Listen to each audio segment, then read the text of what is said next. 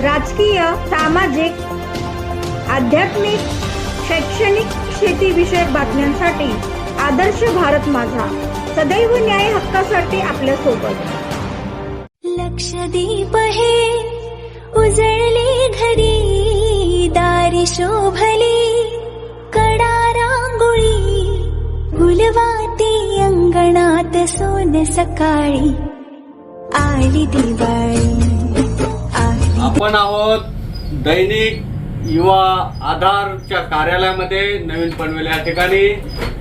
संपादक आमले सरांच्या काही संकल्पना असतात. अतिशय उत्तमरित्या त्यांचं सामाजिक कार्य चालू असतं. स्वतःचं दैनंदिन जीवन जगता जगता इतरांचा कसा आधार बनता येईल या दृष्टीने त्यांची वाटचाल असते. लगतच ऑफिसच्या कार्यालयाच्या बाजूलाच अक्षम बौद्धिक मुलांची शाळा आहे आणि तिथे ते कार्यरत असतात. त्या मुलांना रोजगार उपलब्ध व्हावा म्हणून त्यांनी काही संकल्पना आखल्या असतात.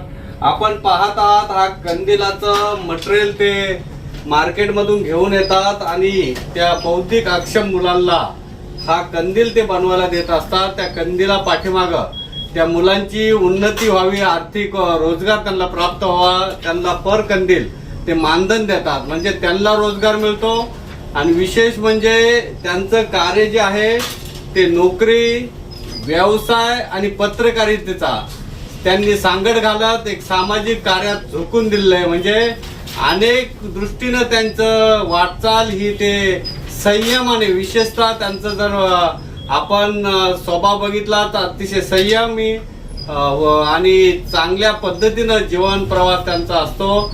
आणि या संयमी वृत्तीतूनही त्यांनी अतिशय वाटचाल उत्तमरित्या ठेवलेली आहे. ते आज संपादक म्हणून काम पाहत आहेत आणि त्यांनाच आपण विचारूया, सर आपण ज्या अक्षम बौद्धिक मुलांसाठी हे जे कंदिलाचे नियोजन केले, हे रॉ मटेरियल तुम्ही कुठून घेता, कसं मुलांना ट्रेनिंग देता आणि ह्या कंदिलाचा उपयोग तुम्ही लोकोपयोगी म्हणजे जनतेच्या पर्यंत कसा घेऊन जाता? आमचे बौद्धिक अक्षम मुलांची शाळा आहे. ॲक्च्युली काय झालं की शाळेमधून जो उपक्रम चालला जातो की मुलांना विविध प्रकारचे उपक्रम त्यांना शिकवले जातात, त्यातच आमच्या शाळेत सुद्धा एक कंदिलाचा हा उपक्रम राबवला गेला शाळेच्या माध्यमातून की ज्या मुलांना सक्षम होण्यासाठी, त्यासाठी त्यांच्या बौद्धिकची हे जे चालना मिळण्यासाठी ते एक उपक्रम राबवला जातो. तो पाहिला होता तर माझ्या डोक्यात संकल्पना आली की तिथे एक विद्यार्थी, आमच्या शाळेतला एक विद्यार्थी आहे, तर तो एवढा छानपैकी तो कंदील बनवत होता. माझ्या डोक्यात अशी संकल्पना आली की आपण लोकांनी जर व्हेकल इन्शुरन्स काढला तर त्यांना आपण हा कंदील त्या मुलाकडे बनवून त्या यांना इन्शुरन्स काढणाऱ्या त्या गृहस्थाला आपण तो देण्याची एक संकल्पना मनात आली, जेणेकरून त्या मुलाला पण थोडासा माझ्याकडनं हातभार लागेल. आणि तीच संकल्पना डोक्यात घेऊन मी ते सुरुवात केली की मुंबई या ठिकाणी रॉ मटेरियल आणून त्याच्यामध्ये त्या मुलाला पर कंदील मागे काही मानधन देऊन त्याच्याकडनं ते कंदील बनवून घेऊन ते कंदील इन्शुरन्स काढणाऱ्या मालकाला किंवा चालकाला ते कंदील मी फ्रीमध्ये त्यांना मी दिलेले आहेत.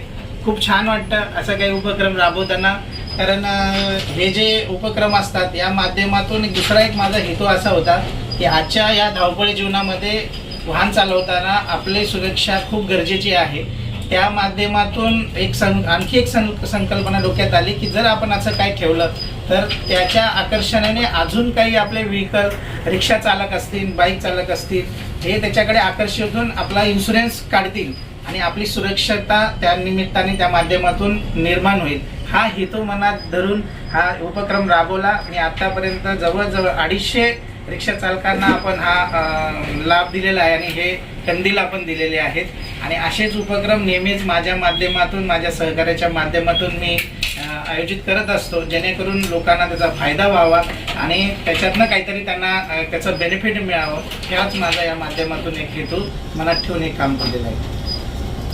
रिक्षा असतील, 4 व्हीलर असतील, या मालकांनी स्वतःचा इन्शुरन्स, गाड्यांचा इन्शुरन्स काढत त्या संकल्पनेला चांगल्या प्रकारचा प्रतिसाद दिला. म्हणजे मुलांना रोजगार आणि ह्या निमित्ताने ह्या संकल्पनेला दाद देण्यासाठी त्यांनी काढलेलं इन्शुरन्स म्हणजे दुहेरी फायदा या ठिकाणी झालेला आहे. आणि सरांचा हा स्तुत्य उपक्रम नक्कीच हा चांगला आहे. आणि त्यांच्यासोबतचे सवंगडी भोईर सर आहेत. भोईर सरांच्या ह्या कार्याला काय आपण जवळून अनुभवत आहात, कसं आहे व्यक्तिमत्व त्यांचं? आता हे जे सरांच्या सोबत मी आहेत, जवळजवळ आम्ही आता जवळ 4 वर्ष आम्ही सोबत आहोत.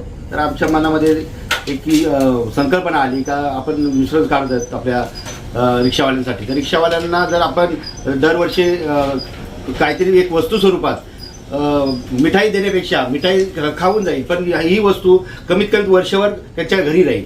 या वर्षी वापरून सुद्धा दुसऱ्या वर्षी पण वापरू शकतात. म्हणजे एक चांगली आमची संकल्पना आणि ती रिक्षावाल्यांना पण आवडलेली आहे आणि ती घराघरापर्यंत पोहोचण्याचं काम हे आम्ही केलेलं आहे. या दैनिक युवक आधारच्या माध्यमातून आणि आपला इन्शुरन्स मित्र यांच्या माध्यमातून या रिक्षावाल्यांना ही घरपर्यंत पोचावं हीच आमची अपेक्षा होती आणि ती पोहोचवण्याचा प्रयत्न आम्ही केलेला आहे सर.